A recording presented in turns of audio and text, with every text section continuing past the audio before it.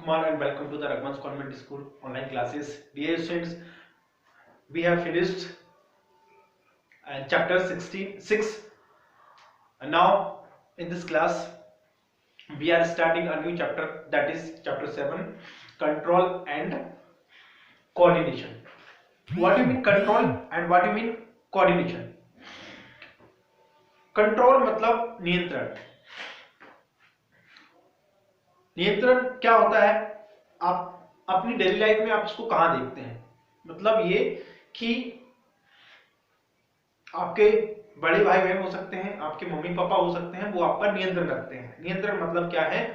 कहीं आप गलत संगत में ना पड़ जाओ, कहीं आप कोई गलत काम ना करो, कहीं आपको चोट ना लग जाए, इसलिए वो आपको बार बार बोलते रहते हैं ऐसा नहीं ऐसा करो, ऐसा नहीं ऐसा करो, यहाँ पे नहीं यहाँ पे जाओ, ऐसे नहीं ऐसे चलो, उस तरह से. ठीक है, आपने बार बार देखा होगा. आपकी क्लास में जब आप जाते हो, ठीक है, तो एक मॉनिटर आपकी क्लास में होता है, वो आप पर कंट्रोल करता है. क्लास टीचर्स होते हैं आपके, प्रिंसिपल्स कॉलेज के और भी बाकी सब स्टाफ्स होते हैं. वो एक रेगुलर तरीके से सारी चीजें, मतलब एक जो स्मूथली फंक्शन सारे डिपार्टमेंट्स, कॉलेज स्कूल में तो डिपार्टमेंट होगा, बाकी हम अपनी बॉडी की बात करें तो उसमें ऑर्गन्स होते हैं. ठीक है, तो सारी चीजें स्मूथली वर्क करें उसके लिए कंट्रोल करना और कोऑर्डिनेशन करना जरूरी होता है. हम अपनी डेली लाइफ की बात करें तो हमारे मोहल्ले में एक पार्षद होता है, वो कुछ चीजें कंट्रोल करता है. फिर हमारे नगर पंचायत होती है, नगर निगम होता है, नगर पालिका होती है. आप जहां भी रहते हैं तो उस शहर में वो गांव में सरपंच होते हैं. ठीक है, फिर वो कंट्रोल करते हैं. पुलिस कंट्रोल करती है, जो हमारे डीएम और आईएएस आईपीएस वो लोग होते हैं, वो लोग कंट्रोल करते हैं. ठीक है, एक बॉडी होती है, पूरा फ्रेम है, वो सभी चीजों को कंट्रोल करता है, साथ में कोऑर्डिनेशन भी करता है. ठीक है, वैसे ही हम अपनी बॉडी की बात करें तो हमारी बॉडी में भी कंट्रोल भी होता है और कोऑर्डिनेशन भी होता है. दोनों ही चीज जरूरी है, तभी हमारी बॉडी स्मूथली वर्क कर सकती है. नहीं तो पता चला कि हाथ बोल रहा है कि मैं काम ही नहीं करूंगा, है ना, कोई ऑर्गन बोल रहा है नहीं मुझे काम ही नहीं करना, ऐसे ही तो फिर बॉडी कैसे परफॉर्म करेगी. ठीक है, तो यहाँ पे क्या रहता है, कंट्रोल भी जरूरी है, कोऑर्डिनेशन भी जरूरी है. कोऑर्डिनेशन मतलब क्या है?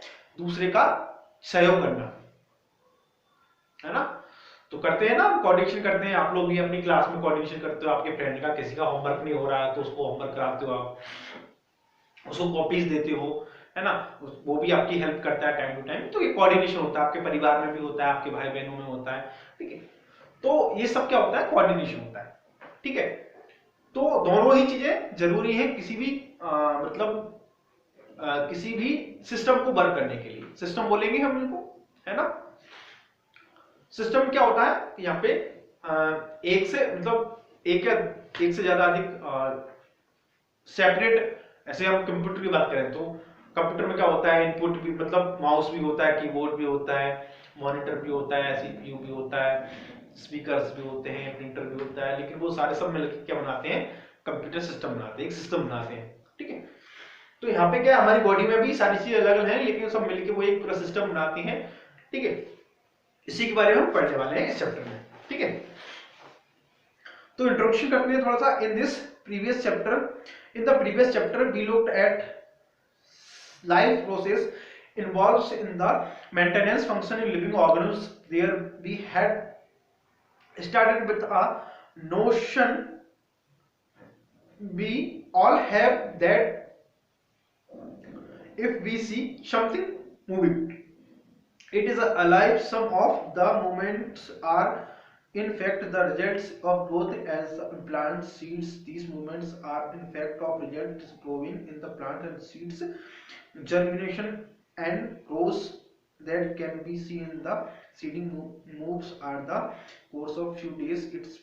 Its passes soil sides comes out, but if it is grown course of where to be stopped.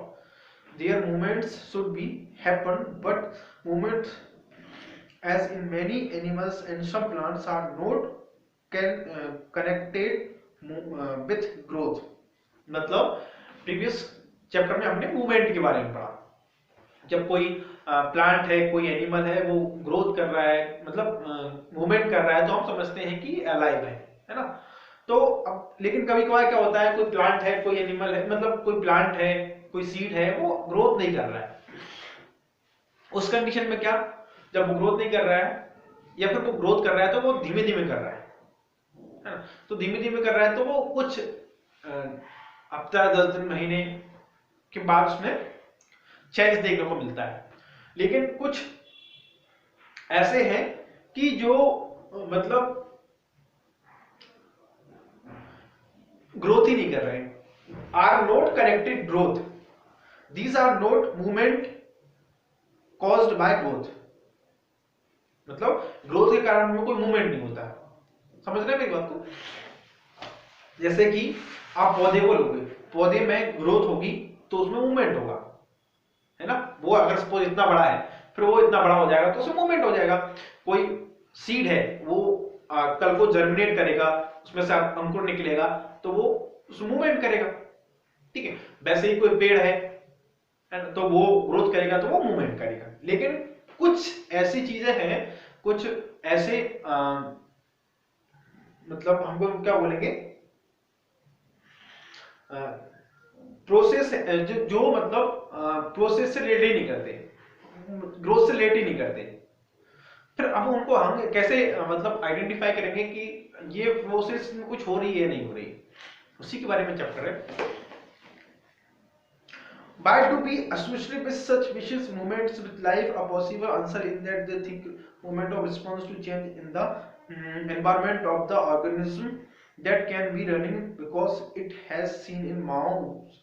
No, only that we can also think movement as the attempt by living organisms use of change in their environment, their advantage.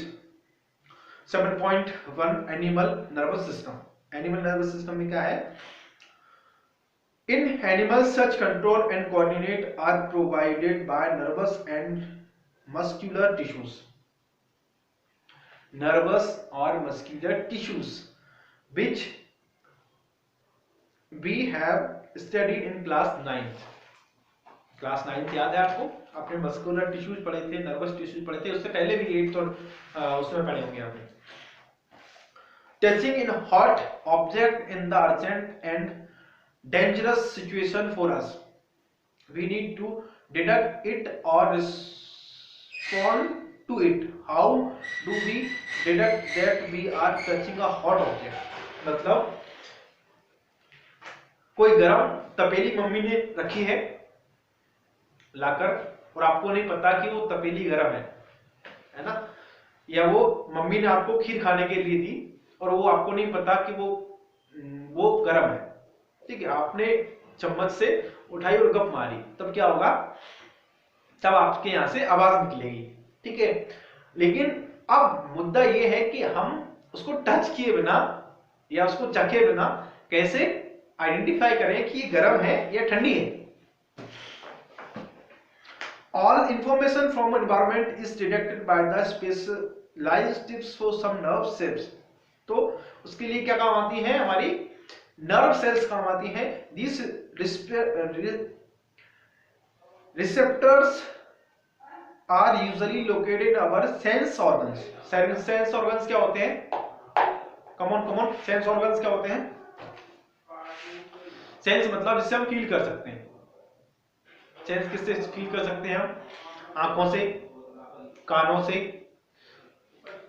Knows से, टंग से, और हम feel कर सकते हैं skin से, touch करके कोई भी चीज फील कर सकते हैं। तो ये सारे सेंस ऑर्गन्स हैं, आपको याद होना चाहिए। The nose and tongues so gustatory receptors will detect taste, while olfactory receptors will detect smell. This information acquired at the end of the dendritic tip of nervous of cells. Figure 7.1. ये इसमें दिया है। ठीक है, तो ये चीज है, आप उसको रीड करेंगे, एक्टिविटी को रीड करेंगे, आपके लिए होमवर्क ये है। और कल हम पढ़ेंगे 7.7.1 what happen in reflect action. ठीक है, तो होमवर्क आपको ईमानदारी से करना है। ठीक है, ग्रुप में शेयर करना है, वीडियो बना के शेयर कर सकते हैं, लिखकर नोट्स बना के शेयर कर सकते हैं, जिस तरह से आपको लग रहा है पोस्ट कर सकते हैं ग्रुप में। ठीक है, लेकिन होमवर्क को सीरियसली लेना है। ठीक है,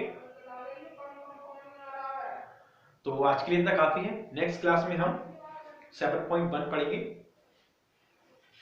7.1.1 what happens in reflect action. ठीक है, तो thank you for the watching video. Stay home, stay safe.